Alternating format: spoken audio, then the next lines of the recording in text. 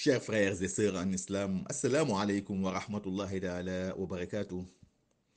Nous allons vous parler aujourd'hui des règles de la polygamie au regard de l'islam. La polygamie, chers frères en islam, appelée ta'adud zawjat, il est fait pour un homme d'avoir sous sa tutelle plus d'une épouse, deux, trois, jusqu'à quatre.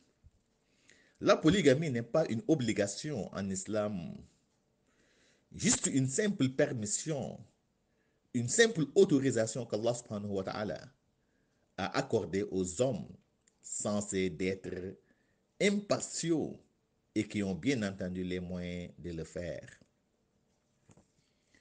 Allah subhanahu wa ta'ala nous dit dans le Saint-Coran ba'da a'udhu billahi minash shaitani rajim fankihu ma taba lakum minan nisa mathna wa thulatha wa ruba fa in khiftum alla ta'dilu fawahida aw ma malakat aymanukum. Allah subhanahu wa ta'ala nous dit épousez les femmes qui vous conviendront, les femmes que vous aimez, surtout en termes, n'est-ce pas, de moralité. Épousez-en en raison de deux, trois ou quatre.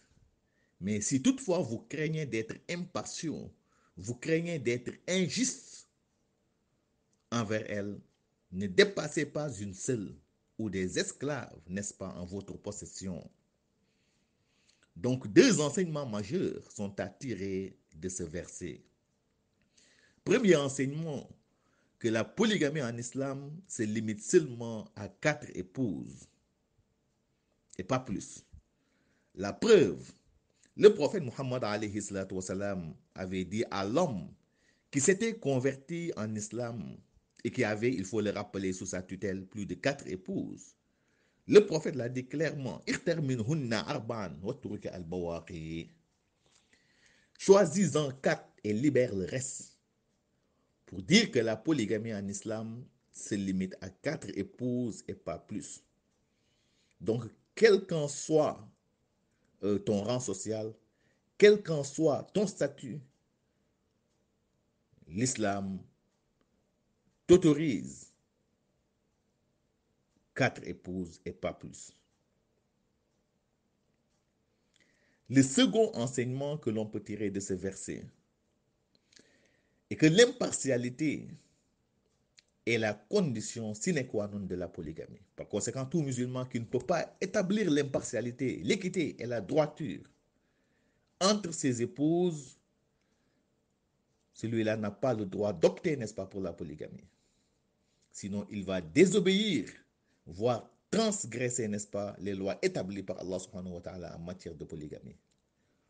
Pour juste dire que la polygamie ne signifie pas avoir une nouvelle épouse et abandonner, n'est-ce pas, les autres.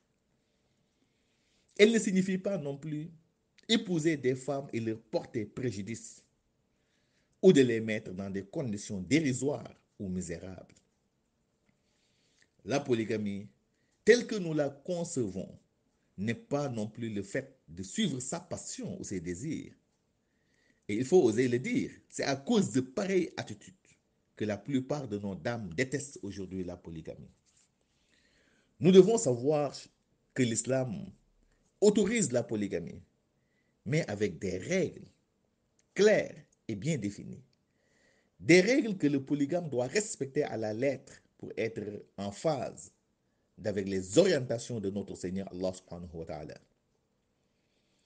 Et parmi les règles de la polygamie, nous pouvons citer entre autres, premièrement, le traitement équitable des différentes épouses. Autrement dit, de les mettre tous sur le même pied d'égalité en matière de pension alimentaire et autres. Et quelle qu'en soit également leur position. Il ne faut pas se dire que c'est ma quatrième épouse ou mon tako, comme nous l'appelons en Wolof, que je ne vais pas remplir, n'est-ce pas, mes devoirs envers elle. L'islam ne fait pas de distinction ou de différence entre tako et épouse. Elles sont tous considérées comme des épouses légales. Par conséquent, le mari doit les traiter de façon équitable, sur même pied d'égalité. Deuxième règle, le polygame doit partager équitablement les nuits à ses différentes épouses. Il n'a pas le droit de passer 2 nuits chez une épouse et une chez l'autre. Ou de passer les nuits des jours ouvrables chez une épouse et les week-ends chez l'autre, sauf en cas de force majeure, en cas de contrainte, et après concertation, bien entendu, avec les autres épouses. Donc, le partage des nuits doit se faire de façon équitable et juste. Troisième règle, le polygame n'a pas le droit de mettre les pieds ou d'aller chez l'épouse qui n'est pas à son tour, sauf en cas de force majeure. Par exemple, on vous déclare que votre fils ou votre épouse est malade. Dans ce cas, vous êtes autorisé à s'y rendre et de retourner immédiatement passer la nuit chez celle qui est à son tour. Quatrième règle, si le polygame tombe malade ou que son état de santé ne lui permet pas de se déplacer pour passer la nuit chez une de ses épouses, il peut rester là où il est jusqu'à ce qu'il soit complètement guéri, mais après concertation, bien entendu, avec les autres épouses. Cinquième règle, le polygame doit éviter d'avoir un penchant manifeste sur une de ses épouses, au point de léser les autres, comme nous le voyons la plupart du temps. C'est vrai en tant qu'humain. On ne peut pas faire régner la concordance entre ses épouses, quelle qu'en soit la volonté. Mais l'important est de ne point le manifester. Manifester au vu et au su de tout le monde que vous aimez ou vous préférez telle épouse par rapport à telle, cela ne se fait pas. Cela est une attitude que l'islam fustige et n'apprécie guère. Allah subhanahu wa ta'ala nous dit وَلَن تَسْتَطِيعُوا أَن تَعْدِلُوا بَيْنَ النِّسَاءِ وَلَوْ حَرَصْتُمْ فَلَا تَمِيلُوا كُلَّ الْمَيْلِ فَتَذَرُوهَا كَالْمُعَلَّقَةِ. Vous ne parviendrez jamais à faire régner la concordance entre vos épouses, quelle qu'en soit votre volonté. Toutefois, ne vous laissez pas emporter par vos penchants au point d'en léser une complètement. Donc, il faut éviter d'avoir un penchant manifeste sur une, n'est-ce pas, de vos épouses. Et il faut le dire, c'est de pareilles attitudes que nous constatons aujourd'hui chez bon nombre de polygames. En général, ils manifestent de trop leur penchant à l'endroit d'une épouse, ou bien à l'endroit de l'épouse qu'ils aiment le plus. Et parfois même, il y a des hommes qui n'hésitent pas à déménager complètement chez la nouvelle épouse, abandonnant les autres avec leurs enfants. Ce qui constitue un fait grave au regard de l'islam. Un fait que l'islam fustige et condamne fermement. Et tout homme, il faut le dire, qui se comporte de la sorte, le jour dernier, il sera ressuscité avec un corps traînant de côté. Comme l'a affirmé le prophète Muhammad alayhi salatu wa salam. من كان له امرأتان يميل لإحداهما على الأخرى جاء يوم القيامة يجر أحد شقيه ساقلا أو مائلا. Le prophète nous dit, celui qui a deux épouses ou plus et qui a un penchant manifeste pour l'une plus que l'autre sera certes ressuscité le jour dernier avec un corps traînant de côté. Donc, chers polygames, évitez de déstabiliser vos foyers en adoptant de pareilles attitudes. Sixième règle, si un musulman a une nouvelle épouse, si vous épousez une nouvelle épouse, si vous optez la polygamie,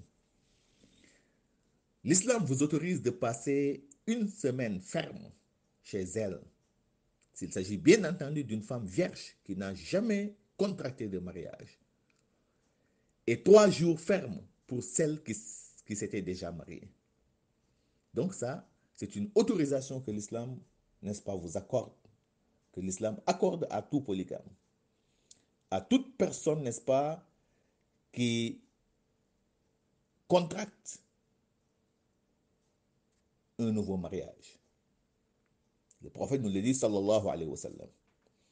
للبكر 7 أيام وللثيب 3 ثم يعود إلى نسائه. Passer 7 jours à partir du premier jour du mariage avec son épouse s'il s'agit d'une femme vierge, et 3 jours seulement s'il s'agit d'une femme qui a déjà quitté, n'est-ce pas, son foyer. Autrement dit, que c'était déjà marié. 7e règle. Le polygame doit s'abstenir de relater ou de divulguer la vie privée de son épouse à ses coépouses, surtout. Une attitude que l'islam condamne fermement pour un homme. Une attitude qui a fini aujourd'hui, il faut le dire, de déstabiliser bon nombre de ménages. Une attitude également fréquente chez les polygames. Quand vous êtes chez une épouse, vous lui jetez des fleurs en traitant l'autre épouse de tous les noms d'oiseaux dans le seul but d'être accepté pour avoir une bonne assise auprès d'elle. Ce qui est une attitude indigne et irresponsable. Voilà donc en résumé les différentes règles établies par l'islam en matière de polygamie. Donc, chers frères en islam, il faut éviter de dire que l'islam nous autorise la polygamie. Donc, on doit forcément l'opter sans tenir compte, n'est-ce pas, de ces règles.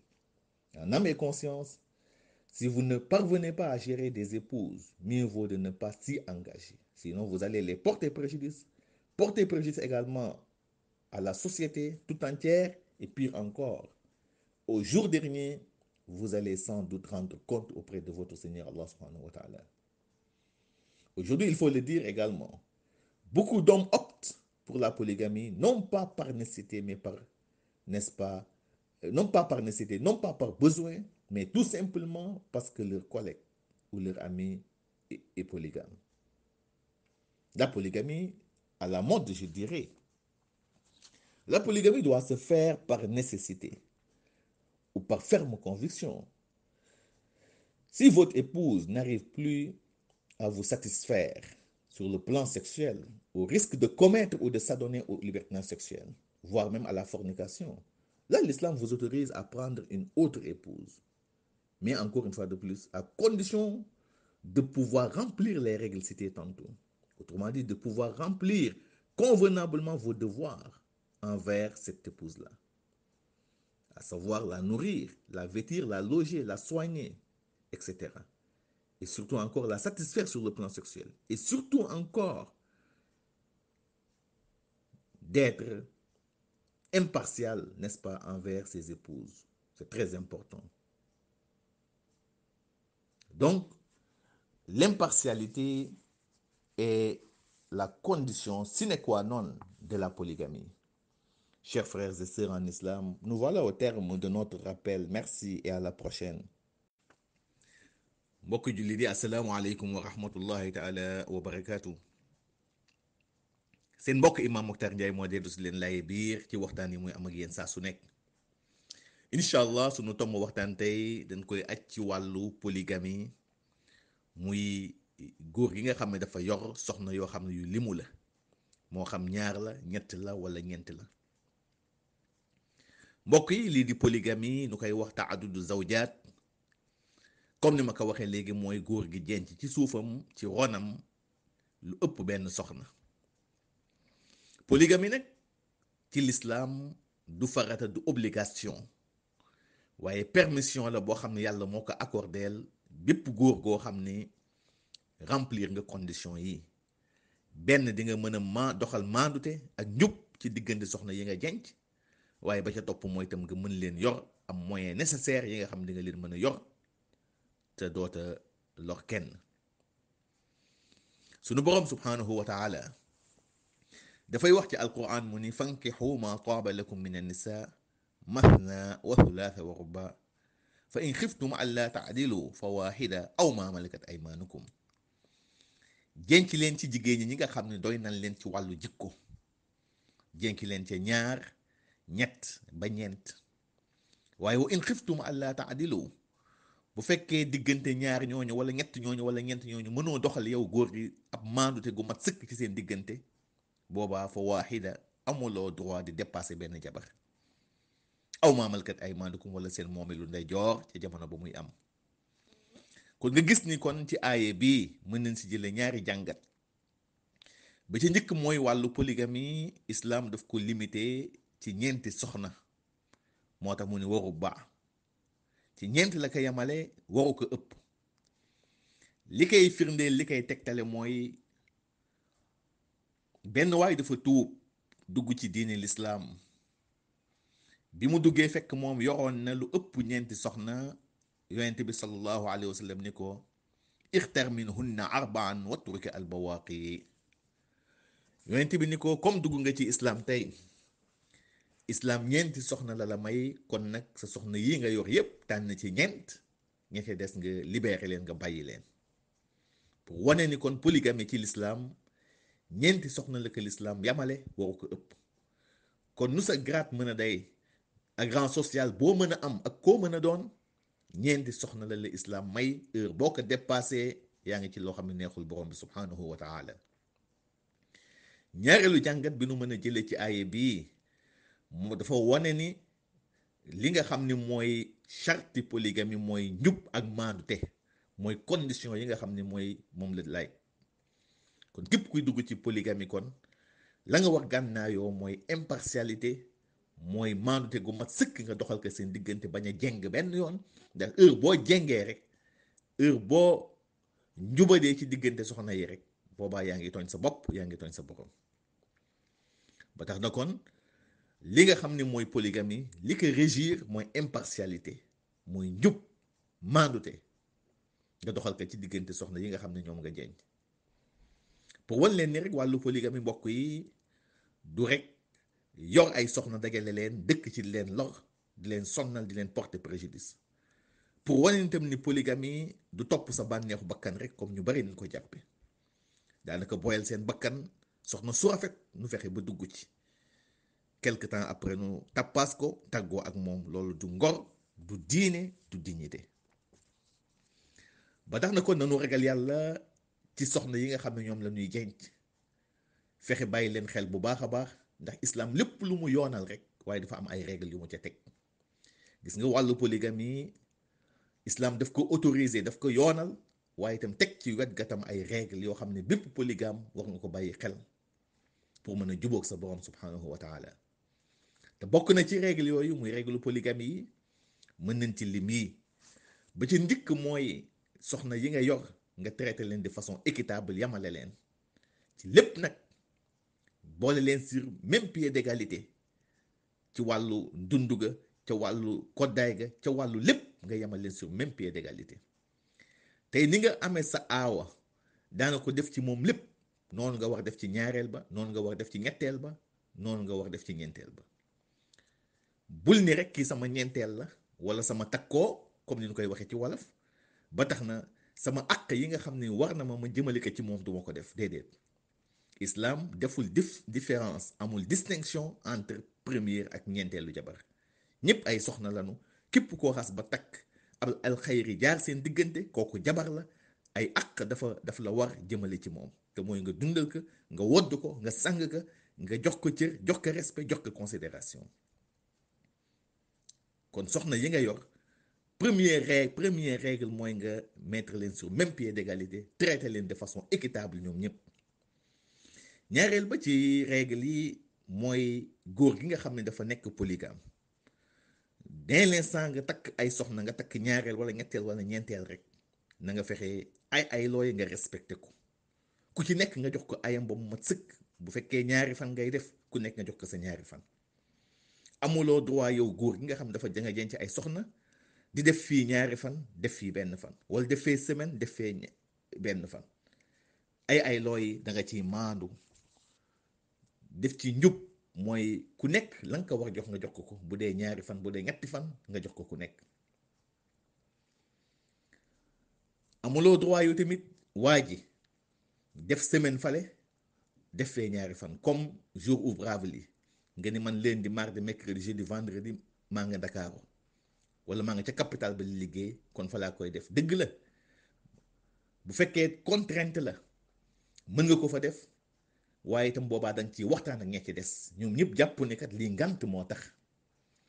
waaye bu fekkee doo ci diisoo ak ñoom di ko def comme genre ma tey daana ko def Ndakaaru une semaine wala weer sax, dem fale def fa benn fan, ñaari fan, dawaat dellu, yooyu tamit wax dëgg yàlla du lu rafet du lu njëkk du loo xam ne tamit ngor bëgg na ko.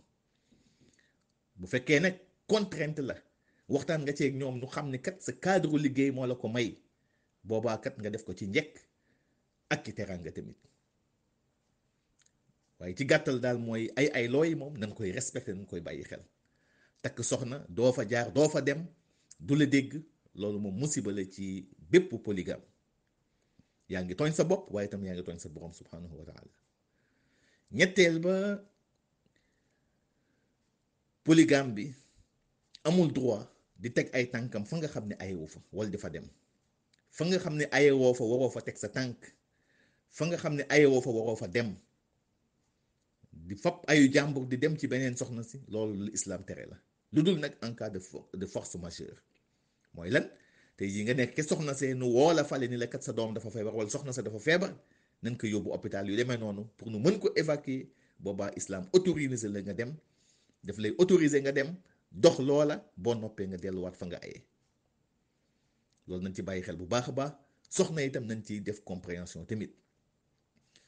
fa nga ayewul bu fekkee dañ la déclaré wax na ne sa doom dafa feebar wala sa soxna dafa feebar wala dafa am problème bu fa xew boo xam ne mënoo ñàkk a dem boobaa na nga jóg nga dem régler problème booba ka feebar na nga ko taxaw soo koy dellu si waat fa nga aye.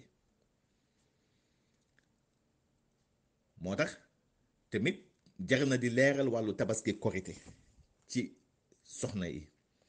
tabaski korité fu mu la fekk konte ko ci ay bi amul droit naan kat tabaski kër awo laa koy defee wala korité kër ñaareel laa koy defee déedéet amoo ca droit yow daal toppal sa ay looy fu mu la fekk fu la tabaski fekk wala korité rek calendrier ay looy ngay respecté foofu nga koy defee.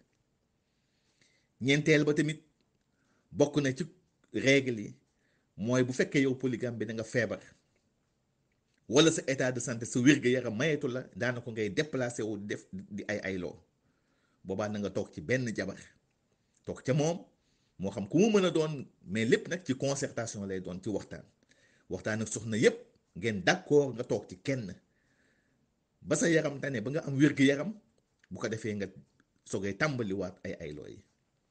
kon lii tamit loolu islam may la parce que kattan tamit ak wér-gu-yaram dafa am solo ci nit. kon boo demee ba sa wér-gu-yaram sooxee mënatoo déplacé wu nan la may ñoom ñëpp nga toog ci kenn faju ba wér soo koy mën a continuer sa ay loo yi. waaye nag nga waxtaan ci ak ñoom lépp loo gis rek ci wàllu polygamie waxtaan la ci njëkk ak ña nga nekkal. juróomeelu règle bi mooy polygame bi ci boppam yow waa gi da nga wax moytu di jeng ci benn soxna di wane sa jeng ni man kii laa bëgg kii laa tànn par rapport ak ñeenti soxna yépp. loolu moom bàkkaar bu rëy la bu ko defee nga léese ñekki des teg leen fale sànni leen fee doo leen faale. loolu moom mooy jeng dëgg. gis nga soxna yi nga yor bul ci fab kenn wane ni fësal ni kii laa bëgg koo xam ne yow moom ngay présenter nit ñi booy dem xew moom ngay yóbbu booy voyager moom ngay àndal bu ko defee loolu day tax day indi frustration ci ñeneen ñi bu ko defee loolu day indi ay jafe-jafe après te boobaa tam yaa ngi tooñ sa borom subhanahu wa taala ndax kat yàlla nee na jeng mënul ñàkk ndax xol moom fokk mu am fu mu féete waaye bu ko fësal walan tastatiu an taadilu bayna nisa. kon ñun yàlla xam nañu ni ñun ñi mënuñu fexe ba jeng ba jub fokk mu am suñu xel suñu xol ci kenn ku mu dem waaye buñ ko wane buñ ko fësal ko ba nga xam ne yow ñëpp xam nañu ni kii nga àndal déedéet. kon loolu lu jar moytu la ci wàllu polygamie nga fexe bul wane jeng lool jëmale ci benn soxna ba ñëpp xam ne kii nga bëgg kii nga préféré ci sa soxna yi te loolu képp ku ko def de bu ëllëgee yowmal qiyaam dinga ko réccu ndax yonent bi nee na man kaana lahu imraataan yamiilu li ihdaahuma al uxra jaa yowma alqiyaamati yajurru ahada shaqayhi saaqitan aw maila. képp ku am ay soxna yu limu képp ku nekk ci polygamie jeng jëmale ci benn soxna ca ña ca des bu ëllëgee yowma alqiyaam ab wet ngay dekkee da ngay dekki paralysé di doxee wet ñëpp xam ne yow kat ku jengoon nga jëmale ci ay say soxna. kon nag jeng googu nañ ko moytu surtout jeng ñaari wàll yi benn ci ay looy benn ci wane fësal sa mbëggeel ci kenn jëmale ci nga ci des. loolu góor ñu bari ci wàllu polygamie bokk na ci liy tas polygamie tey bokk na ci li tax jigéen ñi tey bañ polygamie takk ñaareel rek wala ñetteel rek féete fa daana ko abandonné nga gis complètement doo fa sax dem doo fa jaar duñ la dégg téléphone. loolu nag lu garaaw la lu doy waar la lu jara moytu la ci wàllu polygamie ndax àq baaxul. bokk na ba tey ci charte yi règle polygamie islam moo maye bu fekkee waa ji am nga jabar ju bees moo xam ñaareel la wala ñetteel wala ñeenteel bu fekkee kooku jànq la mosul sëy islam may na la kat nga def ak moom semaine bu mat sëkk muy juróom-ñaari fan bu matee nga dellu nag continuer respecté ay ayloo yi bu fekkee ñaari fan nga daan def nga continuer sa ñaari fan waaye dès l'instant nga takk ko rek islam may na la nga def ak moom juróom-ñaari fan bu ko defee bu juróom-ñaari fan yooyu matee nga sogay continuer ay ayloo yi waaye fekkee nag ka nga takk nag kooku ab jeeg la mos na dugg ci néegu sëy boobaa ñetti fan la may def fa ñetti fan bu ñetti fan yi matee nga dellu nag continuer sa ay ayloo moom la yonent bi di wax lil bikri sabaata ayyaam wa li thayyibu thalatha thumma yaudu ila nisaihi defal juróom-ñaari fan ak soxna si nga xam ne jànq la soxna si nga takk muy jànq defal ak moom juróom-ñaari fan yu mat sëkk bu fekkee ab jeeg la defal ak moom ñetti fan bu noppee nag nga sugay continuer nag sa ay ayloo juróom-ñaareelu règle mooy ki nga xam ne polygame la war na moytu tëj làmmiñam bañ di nettali li xew ci diggante ak ay soxnaam bokk na ci liy tas polygamie liy tas ménage yu bëri tey mooy góor guy nettali boo demee ci aaw ba di jëw ñaareel ba boo demee ci ñaareel ba di jëw ñetteel ba boo demee ci ñetteel ba di jëw ñeenteel ba boo demee ci ñeenteel ba di jëw aaw bi góor gu responsable ku ma bëgg koo xam ne bëgg nga sa polygamie jag na nga tëj sa làmmiñ téye sa gémmiñ bañ di nettali waaye dëkk ci nettali dem pour nu yaatal la rek daanaka nga ubbeeku lu ne nga yekk ko kale toggam ba nangam ak moom nangam pour di wut lu neex kii daanaka loolu musiba la bokk na ci liy déstabiliser polygamie kon mbokk yi nañu regal sunu borom bàyyi xel yàlla subhanahu wa taala ci ni ñuy gérer sunu wàllu polygamie te loolu attitude la bu doy waar bu indigne bu irresponsable kon yooyu nekk na ay mbir yoo xam ne jar na di bàyyi xel ba tax na kon nanu xam ni rek islam moom moo autorisé polygamie waaye daf ko teg ci ay conditions yi wax naa ko sànq mooy njub ak maandute bañ di jeng waaye itam nga am moyen mën leen yor mën leen suturaal ñoom ñëpp kon règle yi mooy règle yi nga xam ne moom la islam établir ci wàllu polygamie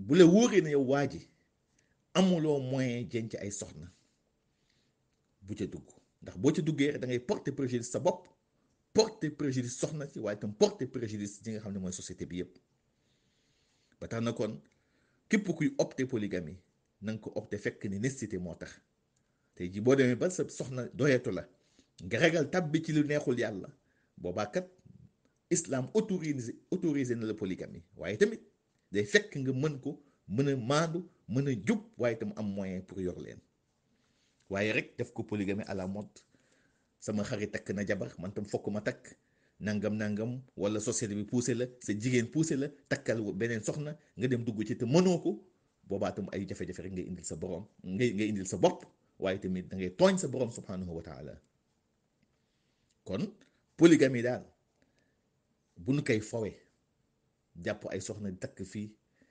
doo leen mën a yor doo mën doxal seen maandute bu yàggee sëy ba tas nga duggaat ci keneen loolu wax dëgg yàlla nekk na attitude boo xam ne bu irresponsable la bu indigne la boo xam ne jullit bu nekk war nga ko moytu war nga xool sa diggante ak sa borom ndax àq baaxul gis nga àqu sëy dafay toppi kon nanu moytu àq yi yal na yàlla may dégg ak topp. Salaamu aleykum wa rahmatullahi taala wa barakaatu.